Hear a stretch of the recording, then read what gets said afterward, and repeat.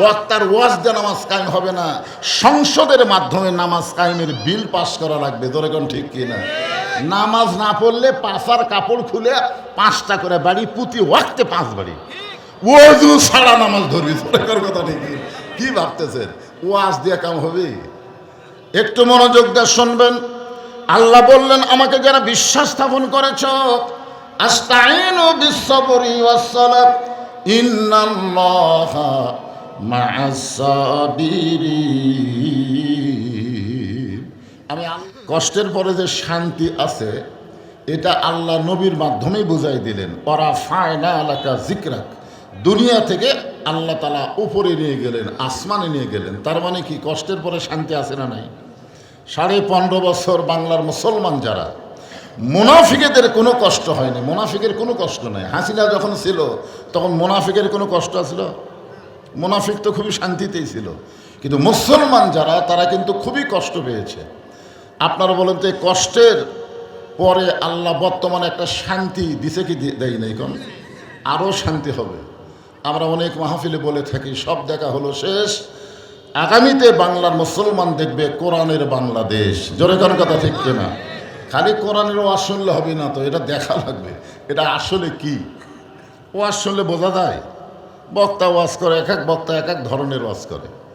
আমার আগে এক বক্তা ওয়াজ করলো, আমি এক ওয়াজ করলাম, আমার পরে যখন আরও বক্তা আসবে দেখবেন সব বক্তার কথা হয়তো মিল নাও পড়তে পারে, কিন্তু প্রত্যেক বক্তা যদি কোরআন থেকে কথা বলে, কোনো বক্তার কথা অমিল হবে না, সব কথা একই হবে। জোরে কোন কথা ঠিক কিনা? একই হবে। কিন্তু কোরআনের বাহিরে যখন যাবে, আবল তাবল বলবে, তখন দেখবেন মিল পড়বে না। তো যখন কোরআন দিয়ে বাংলাদেশ চলবে, যিনি তিনি আর বক্তব্য দিবার পারবে না। আল্লাহর কোরআন নবীর হাদিস সম্পর্কে যারা পুরোপুরি একটা জ্ঞান থাকে, তারাই কিন্তু সমাজে এরকম সুন্দর সুন্দর কথা বলে মানুষকে একত্র করবে, বিচ্ছিন্ন করবে না। আজকে আমাদের কথার দ্বারা মানুষ বিচ্ছিন্ন হয়। এক দল বলে নবী নূরের তৈরি, আর এক দল কয় মাটির তৈরি, এক দল কয় নবী মারা গেছে, আর এক দল কয় নবী হায়াতে আছে। এরকম এক একজন এক এক কথা বলতেছে। সবাই যদি আল্লাহর কোরআনের কাছে আসি, তাহলে কথা কি ভিন্ন হবে? একই কথা হবে।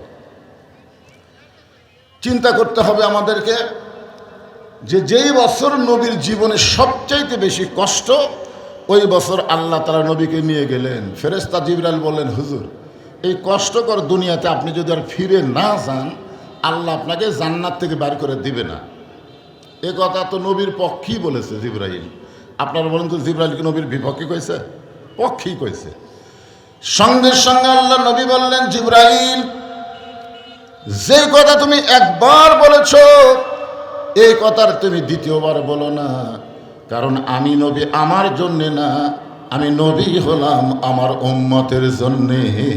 সুবহানাল্লাহ। দেখেন, যা আল্লাহ আমারে জান্নাত দিছে, আমি জান্নাত পেয়ে খুশি হয়ে জান্নাতে থাকবো, সেই নবী আমি না। আমি শুধু জান্নাত দেখার জন্যে প্রবেশ করছি, থাকার জন্য না। আল্লাহ যদি আমাকে আজকে বলতো যে আপনি জান্নাতে থাকেন, তাহলে আমি জান্নাতে ঢুকতামই না। আমি খালি জান্নাতে প্রবেশ করেছি আমার উম্মতের জন্যে। আল্লাহ কেমন জান্নাত বানাইছে, এটা এক নজর দেখার জন্যে। আমি সেই দিন জান্নাতে ঢুকবো যেদিন আল্লাহ আমার সমস্ত উম্মতকে জান্নাত দিয়ে দিবে।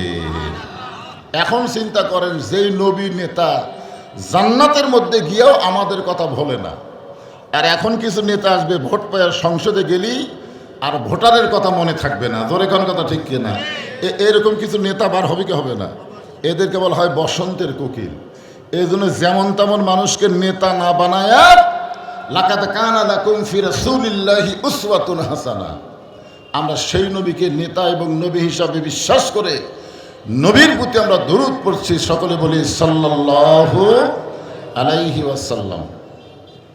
এখন যে কোরআন থেকে আপনাদের সামনে কিছু সময় আলোচনা করা হবে, এই কোরআনের মধ্যে কোনো সন্দেহ আছে নাকি? কারো কি মনে হচ্ছে যে কোরআনের সন্দেহ আছে?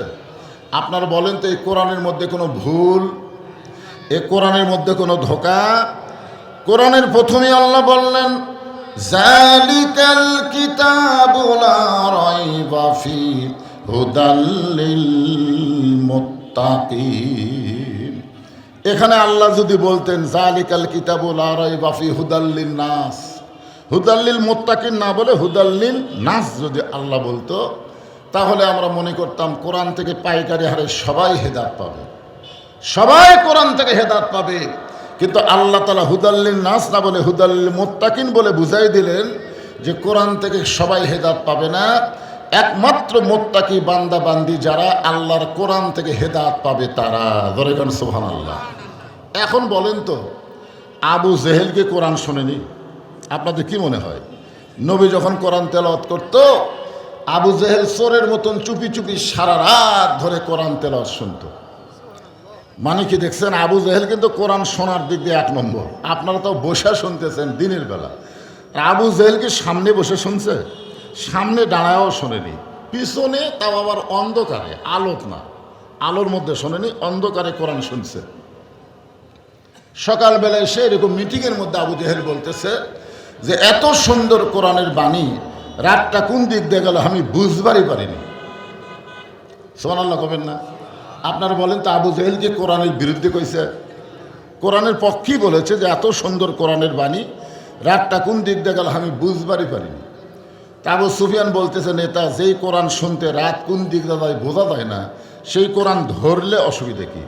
শুনলেই যদি এত মজা হয় তাহলে এটা ধরার দরকার আছে না নাই? দরকার আছে না নাই? একটা হলো শোনা, একটা হলো গ্রহণ করা। এই জন্যে আল্লাহ বলেছেন সামিনা ওয়াতাআনা, খালি শুনলে হবে না, এটাকে ধরা লাগবে। আবু জেহেল বলতেছে এই কোরআনকে যদি আমরা ধরি তাহলে আমাদের ভুয়া নেতৃত্ব আর চলবি না। আসলে বর্তমানে বাংলাদেশে যারা ভুয়া নেতৃত্ব দিবার চায় তারাই কিন্তু আল্লাহর কোরআনকে ধরবার চায় না। জোরে কোন কথা ঠিক কিনা? এরকম আবু জেহেলের লোক আমাদের বাংলাদেশে আছে না নাই? ওরাই বলবে হুজুর রাজনীতি দান করেন না। আরে পাগল, আমি তো পাইনসা হুজুর, যিনি সবচাইতে বড় হুজুর আমাদের নবী, তিনি একাধারে 10 বছর রাজনীতি করেছে। জোরে কোন কথা ঠিক কিনা? কারণ কলেমার দাওয়াত দিয়ে নবী মক্কাত কি পাইছে এটা তো নবী জানি। 13 বছর কলেমার দাওয়াত দিয়ে মাত্র 320 জন সাহাবী হয়েছে। 13 বছরে হয়েছে 320 জন, তার মধ্যে 17 জনকে কাফেরেরা একের পিটাই মারিছে।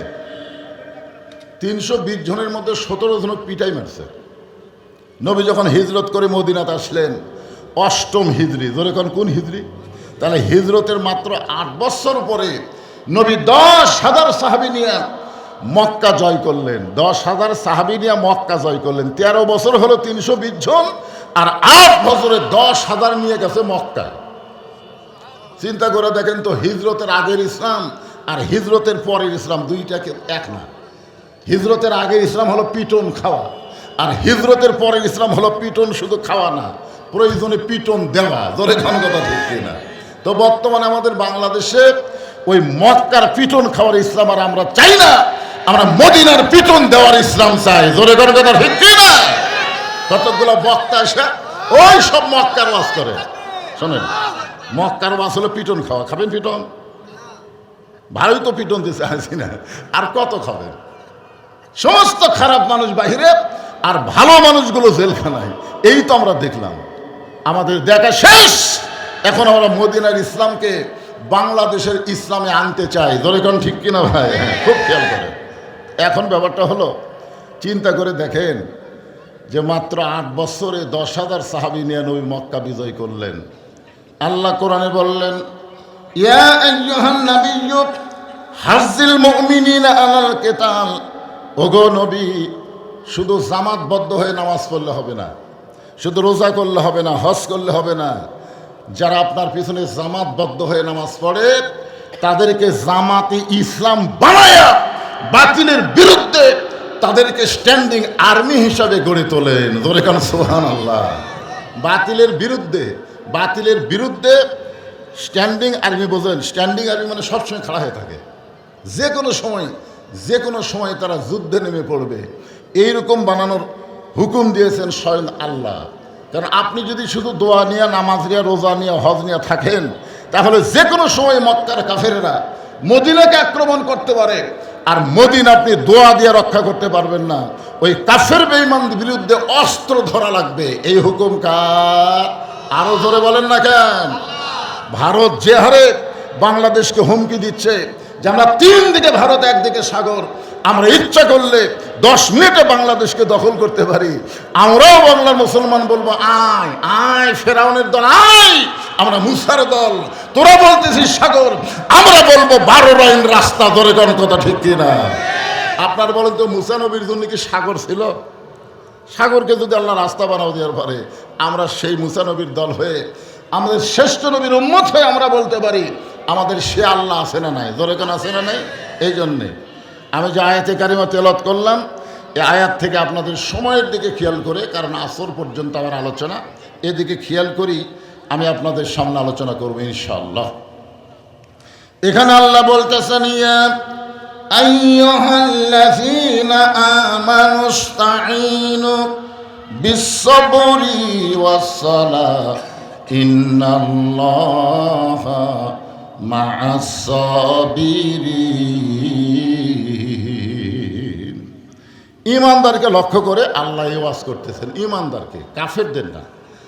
আল্লাহ যদি বলতো ইয়া আইয়ুহান নাস, তাহলে একটা কথা ভিন্ন। ইয়া আইয়ুহান নাস মানে সবার জন্যে, মানে দুনিয়াতে যত মানুষ আছে সবার জন্যে আল্লাহ বলেছেন ইয়া আইয়ুহান নাসু তাকু রাব্বাকুম। এটা সমস্ত মানুষকে লক্ষ্য করে আল্লাহ বলেছেন, কিন্তু এখানে আল্লাহ তাআলা ইয়া আইয়ুহান নাস বলে নাই, এখানে বলেছেন ইয়া আইয়ুহাল্লাযীনা আমানু, যারা আমাকে বিশ্বাস স্থাপন করেছ। এখন আমার সামনে যত মানুষ আমরা বসে আছি, আমাদের মধ্যে হিন্দু আছে? এজন্য হিন্দু আছে? আমরা সবাই কি কথা হয় না? সবাই হলো মুসলমান।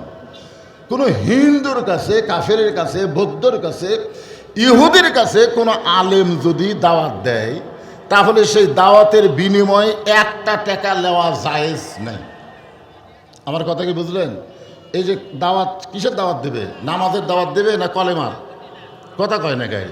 একটা হিন্দুর কাছে যদি আপনি নামাজের ওয়াজ করেন, ওই কি বুঝবি? নামাজ কার জন্যে? ঈমান যারা গ্রহণ করছে তাদের জন্যই তো নামাজ। এখন ঈমানই গ্রহণ করে নাই, এই জন্যে ঈমান গ্রহণ করার আগে যত কথা আপনি বলবেন তাদের কাছ থেকে একটা টাকা উজরত নেওয়া জায়েজ নাই। কিন্তু যখন ঈমান গ্রহণ করেছে, এখানে আল্লাহ কি বলতেছেন? কাফেরদেরকে বলতেছে না ঈমানদারকে বলতেছেন? ঈমানদারকে। আমার সামনে যত মানুষ আপনার বসে আছেন সবাই ঈমানদার। সাহাবেরা জিজ্ঞাসা করলেন, ইয়া রাসূলুল্লাহ, এই ঈমানদার সম্পর্কে আমরা একটু আপনার কাছে জানতে চাই। আল্লাহ রাসূল বললেন, ইকরার বিল লিসান, তাসদিক বিল জানান, আমল বিল আরকান, এরই নাম হলো ঈমান। জবানে বলতে হবে লা ইলাহা ইল্লাল্লাহ। আমরা সবাই জবানে লা ইলাহা ইল্লাল্লাহ আছি না নাই? যদি না থাকে একবার বলি না কেন, লা ইলাহা ইল্লাল্লাহ। মাশাআল্লাহ, হয়ে গেল। এই জবানে লা ইলাহা ইল্লাল্লাহ বলা খুবই সহজ। আমি ছোটবেলায় শুনছি যে যুদ্ধের সময় 71 সালে অনেক হিন্দুরাই, আমাদের বাংলাদেশ ছিল না, পূর্ব পাকিস্তান স্বাধীনতার আগে, তখন হিন্দুরাই নাকি এই কলেমার জিকির বেশি করছে। মানে পাকিস্তান আর্মি দেখলি লা ইলাহা ইল্লাল্লাহ, লা ইলাহা ইল্লাল্লাহ, তা আর্মিরা বলতো বিলকুল ঠিক হয়, ঠিক হয়। মানে মুখে কলমা কয়া। আপনার বলেন তো, হিন্দুরা যে কলমা কইছে এটা কি সাদে কইছে? এটা খুব বিপদে কইছে। হ্যাঁ, 9 মাস পরে যখন দেশটা স্বাধীন হয়ে গেল, আপনার বলেন তো আর একটা হিন্দু কলমার উপরে আসে? তার মানে মুখে যারা কলমা বলে, এই কলমার কোনো গ্যারান্টি নাই, কোনো গ্যারান্টি নাই। এই জন্য সবাই মুখে বলতে পারেন, কোনো গ্যারান্টি নাই। কিন্তু এই কলেমাটা হলো তাসদিক বিল জানান, কলিজার মধ্যে যখন ঢুকাবেন, কলিজার ভিতরে, তখন এই কলেমার গ্যারান্টি আছে। সুবহানাল্লাহ বলেন। তাসদিক বিল জানান কারে কয়? আমি একটা দৃষ্টান্ত দিচ্ছি, ওই আগেকার দৃষ্টান্ত না দিয়ে বর্তমান সময়ের একটা দৃষ্টান্ত দিই। আমার কথা কি বুঝলেন? ওই 1400 বছর আগেকার বহু ওয়াজ আমরা করছি, বহু ওয়াজ, সাহাবেদের ওয়াজ। তারা ঈমানের জন্য কত কষ্ট সহ্য করছে, তারপরে তারা ঈমান হারা হয় নাই। তো কিছুদিন আগে, মানে হাসিনার সময়, ধরে কোন সময়, একজন আল্লাহর বান্দার ফাঁসি হবে। তার নাম হলো মতিউর রহমান নিজামী, নাম শুনছেন? ওনার ফাঁসি হবে। তো উকিল বলতেছে, স্যার আপনি যদি বাঁচবার চান, এই ফাঁসি থেকে আপনি যদি বাঁচবার চান, তাহলে রাষ্ট্রপতির কাছে একটা দরখাস্ত করেন। রাষ্ট্রপতি দয়া করে যদি আপনাকে মাফ করে দেয়, তাহলে আপনার ফাঁসি কার্যকর হবে না। এই কথা শুনে মতিউর রহমান নিজামী মুচকি মুচকি হাসতেছে। তো উকিল বলে, স্যার আপনি হাসেন কেন? বলে, হাসা লাগতেছে তোমার কথা শুনে। তুমি তো আমাকে বললে রাষ্ট্রপতির কাছে দরখাস্ত লিখলে রাষ্ট্রপতি যদি মাফ করে দেয় তাহলে আপনার ফাঁসি কার্যকর হবে না, কিন্তু আমি তো জানি এই বাংলাদেশ হওয়ার পর 3টা রাষ্ট্রপতি ক্ষমতা থাকা অবস্থায় মারা গেছে। কয়জন?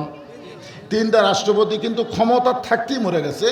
একটা হলো বঙ্গবন্ধু শেখ মুজিবুর রহমান, একটা হলো জিয়াউর রহমান, একটা হলো জিল্লুর রহমান। নিজামী সাহেব বলতেছে যারা ক্ষমতা থাকতে মারা যায় কোনো ইমানদার তাদের কাছে জীবন ভিক্ষা চাবে না, কারণ জীবন ভিক্ষা দেওয়ার মালিক একমাত্র আল্লাহ। জোরে বলেন নাম কি? উকিল বলতেছে এই গোয়ারকির কারণে আপনার ফাঁসি হবে। এই গোয়ারকি বোঝেন না? জেদ। আপনি রাষ্ট্রপতির কাছে দরখাস্ত লিখলে যদি মাফ করে দিত এই ফাঁসি হতো না। মতিয়ার যে তাসদিক বিল জেনান কলিজার মধ্যে ইমান থাকার কারণে বলতেছে আমার ফাঁসি হবে কিন্তু আমার মৃত্যু হবে না। যেই কইছে ফাঁসি হবি মৃত্যু হবে না, উকিল বলে ফাঁসি হবি মৃত্যু হবি না, এটা কি শেলা দড়িতে ফাঁসি দিবে নাকি? আপনি চল্লত করে নিচে নেওয়া যাবে, বুঝবার পরে নাই। নিজামী সাহেব বললেন আল্লাহ কোরআনে বলেছেন ওয়ালা তাকুলু লিমান ইউকতালু ফি সাবিলিল্লাহি আমওয়াতুন বাল আহইয়াউ ওয়ালাকিন লা তাশউরুন।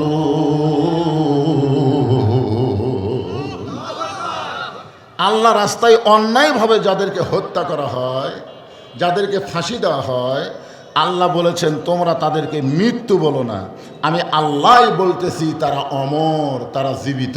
ধরে করে সুবহানাল্লাহ। তাসদিক বিল জেনারের পরে 3 নম্বর কথা হলো আমল বিল আরকান। আমরা আমলের মাধ্যমে প্রকাশ করতে হবে আমি যে ইমানদার। আপনারা বলেন তো ইমানদারের জন্যে ইমানকে রক্ষা করতে গেলে যে আমলটা 1 নম্বর তার নাম কি? মানে ইমানকে আমার ভিতরে রক্ষা করতে গেলে যে আমলের মাধ্যমে ইমান রক্ষা পায় সে আমলের নাম কি? সে আমলের নাম হলো নামাজ। জোরে বলেন নাম কি? আরো জোরে বলেন। যার নামাজ নাই, যার নামাজ নাই তার কি নাই? লা সালাতা লা ঈমানা। যার নামাজ নাই তার ঈমান নাই। এখন আপনারা কারা কারা জোহরের নামাজ না পড়ে ওয়াজ শুনতেছেন? যারা যারা জোহরের নামাজ না পড়ে ওয়াজ শুনতেছেন এই হাদিস অনুযায়ী আপনাদের ঈমান নেই। এখন চিন্তা করে দেখেন তো, এটা কি আমার কথা? এটা রাসূলের কথা। লা সালাতা লা দীনা। যার নামাজ নাই তার কোনো ধর্মই নেই। যার নামাজ নাই তার কোনো ধর্মই নাই। এরপরে রাসূল বললেন বাইনাল আবদি ওয়াল কুফুরি তরকুস সালাত। বান্দা আর কাফেরের মধ্যে পৃথক করার জিনিসটার নাম হলো নামাজ। যারা নামাজ পড়বে তারা আল্লাহর বান্দা, আর যারা নামাজ পড়বে না তারা হলো কাফের। এরপর আল্লাহ রাসূল বললেন মান তারাকা সালাতু মুতাম্মিদান ফাকাত কাফারা। ইচ্ছা করে 1 ওয়াক্ত নামাজ যারা বাদ দিবে তারা অবশ্যই আল্লাহর সঙ্গে কুফরি করলো। তাহলে ঈমানকে রক্ষা করতে গেলে 1 নম্বর যে আমল লাগবে সে আমলের নাম কি? এখন বলেন তো, বক্তার ওয়াজ দিয়া বাংলাদেশের নামাজি হবে? 42 বছর হলো ওয়াজ করতেছে। যেই গ্রামে যেই রাত্রে ওয়াজ হয় ওই গ্রামে ফজরের মুসল্লি কমা যায়। এক মুয়াজ্জিন সাহেব ওয়াজ শুনে বেড়াইছে, বুঝলেন? রাত 1টা পর্যন্ত ওয়াজ হচ্ছে, মুয়াজ্জিন সাহেব ওয়াজ শুনে বাড়ির কাছে ঘুমাইছে, ফজরে শুনেছে চেতন পায়নি। তো যারা ওয়াজ শোনেনি এরা চেতন পাচ্ছে, এরা চেতন পায় মসজিদে এসে থেকে তালা দেওয়া। মানে অন্য গ্রামে আজান হচ্ছে তো সেই আজানে ওরা চেতন পাচ্ছে। তো চেতন পাশে মসজিদে তালা কেন রে? মুয়াজ্জিনের খবর কি? মুয়াজ্জিনকে অসুস্থ হলো নাকি? ওরা 4-5 জন মুসল্লি মুয়াজ্জিনের বাড়িতে রাখতে, মুয়াজ্জিন সাহেব, মুয়াজ্জিন সাহেব লাভ ধরছে, কি খবর? আজান দেননি, তালা খোলেননি, ওয়াজ শুনবার গেছিলাম। দেখছেন, ওয়াজ শোনার ফজিলত হলো মুয়াজ্জিনই চেতন পায় না। তার মানে বোঝা গেল এই বাংলাদেশে যত বছর আপনি নামাজের ওয়াজ করেন নামাজি বাড়বে না। নামাজি বাড়াতে গেলে আল্লাহর কোরআনের আইন লাগবে। জোরে কোন কথা ঠিক কি না? ওয়াজ দিয়ে হবে না ভাই রে। ওয়াজ দিয়ে 13 বছরে 320 জন। নবীর ওয়াজ দিয়ে আমার এলে পানসা ওয়াজ, নবীর ওয়াজ দেয়া 13 বছরে 320 জন। এই জন্য আল্লাহ কোরআনে বললেন আল্লাযীনা ইম্মাক্কান্নাহুম ফিল আরদ আকামুস সালাহ। মুসলমানের মধ্যে কাউকে যখন ক্ষমতার চেয়ার দেওয়া হবে তার 1 নম্বর দায়িত্বই হলো নামাজ কায়েম করা। জোরে কোন কি কায়েম করা? বক্তার ওয়াজ দিয়ে নামাজ কায়েম হবে না, সংসদের মাধ্যমে নামাজ কায়েমের বিল পাস করা লাগবে। জোরে কোন ঠিক কিনা? নামাজ না পড়লে পাছার কাপড় খুলে 5টা করে বাড়ি, প্রতি ওয়াক্তে 5 বাড়ি। ওযু ছাড়া নামাজ ধরবি। জোরে কোন কথা ঠিক কি ভাবতেছেন? ওয়াজ দিয়ে কাম হবে? একটু মনোযোগ দিয়ে শুনবেন। আল্লাহ বললেন আমাকে যারা বিশ্বাস স্থাপন করেছ, আস্তাইনু বিস-সাবরি ওয়াস-সালাহ ইন্নাল্লাহা মা'আস-সাবিরিন। আমি আল্লাহর কাছে যদি তোমরা কিছু পাবার চাও, আমরা সকলে আল্লাহর কাছে চাই কি চাই না? আল্লাহ বলতেছেন আমি আল্লাহর কাছে যদি তোমরা কিছু পাবার চাও তাহলে ধৈর্য আর নামাজের মাধ্যমে চাও।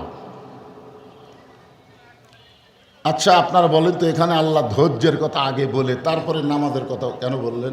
বিস-সাবরি ওয়াস-সালাহ। আপনারা বুকে হাত দিয়ে বলেন তো, দুনিয়ার যত কাজ আছে প্রত্যেকটা কাজে আমাদের কিন্তু ধৈর্য আছে। এই যে যারা ধান কাটায় আবার আলু লাগাচ্ছে, ওইকে আলু লাগানোর সাথে সাথে পাবি? ওকে যদি বলা হয় খামাখা এইবার তো আলুর দামই নাই রে, এইবার তো দাম নাই, আবার আলু লাগাস কেন? তখন বলতে হয় এবার পাইনি, সামনে পামো। তো সামনে কবে পাবি? তোরা আলু হবে কি হবে না? বলে 2.5 মাস পর দেখিস। 2.5 মাস পর দেখিস। তাহলে 2.5 মাস আর ধৈর্য আছে না নাই? জোরে কেন আছে না নাই? আপনি যে কোনো কাজে যান দেখবেন ধৈর্য আছে, কিন্তু একটা কাজে ধৈর্য কম, সেই কাজ হলো নামাজ। দেখবেন নামাজের মধ্যে গেলেই মানুষ কেমন যেন অধৈর্য হয়ে যায়।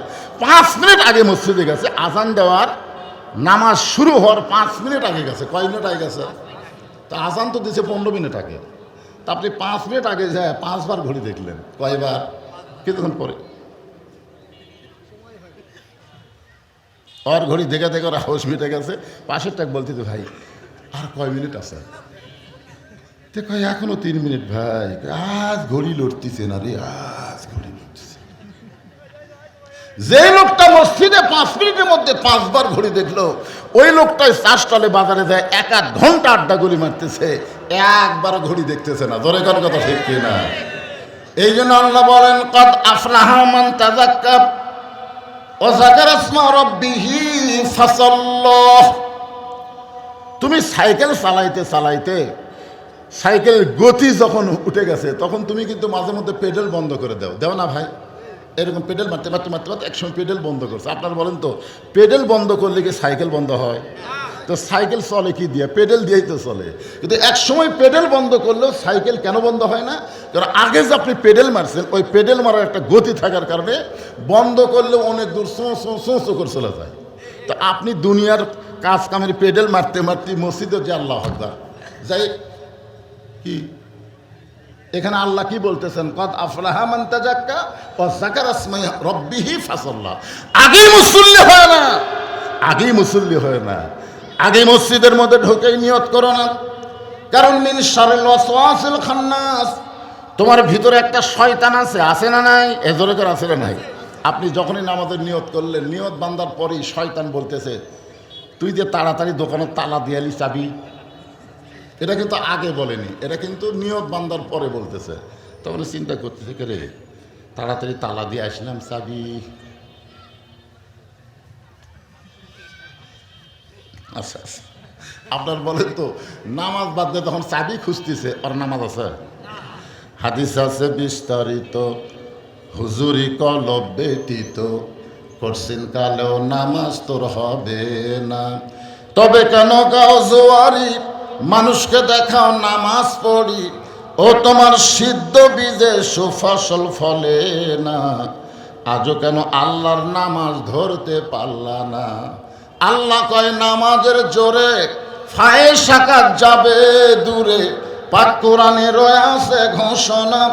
এখন আকাম কুকাম নামাজ রোজা একসাথে বান্দিয়া বোঝা, জাহান্নামে দিয়া সরওয়ানা। আজও কেন আল্লাহর নামাজ ধরতে পারলা না? নামাজ যদি কেউ ধরে, নামাজ পড়ে না, নামাজ যদি কেউ ধরে, আল্লাহ বলেছেন ইন্নাস সালাতা তানহা আনিল ফাহশাই ওয়াল মুনকার। একমাত্র নামাজই পারে মানুষকে যাবতীয় বেহুদা এবং খারাপি কাজ থেকে হেফাজত করতে ধরে কেন সুবহানাল্লাহ। আজকে আমাদের যুবকেরা যদি 5 ওয়াক্ত নামাজ ধরে, এই যুবকের হাতে যতই মোবাইল থাকে আপনার কোনো টেনশন নেই, ওই কাউরে মিস কলও মারবে না, বিয়ের আগে ওই প্রেমও করবে না। কেন করবে না? কারণ ওই নামাজ ধরছে। ধরে কেন কি ধরছে? কথা কন না কেন? সবাই যখন ঘুমায় গেছে ওর মন কখনোই বলবে না যে সবাই ঘুমায় গেছে জানলা দরজা বন্ধ করে এখন অশ্লীল ভিডিও দেখ, এটা ওদের মন কখনো বলবে না। কারণ ওদের ইমান বলবে সবাই ঘুমায় গেলে কি হবে, জানলা দরজা বন্ধ করলেও কেউ না দেখলেও আমার আল্লাহ দেখতেছে। জোরে কার কথা ঠিক না ভাইজান? এই জন্য নামাজ পড়লে হবে না, নামাজটা ধরবার গেলে ধৈর্যের দরকার আছে না নাই? যার কারণে আল্লাহ বললেন বিশ্ববরি ওয়াসসালাহ ইন্নাল্লাহা মা'আস সাবিরিন।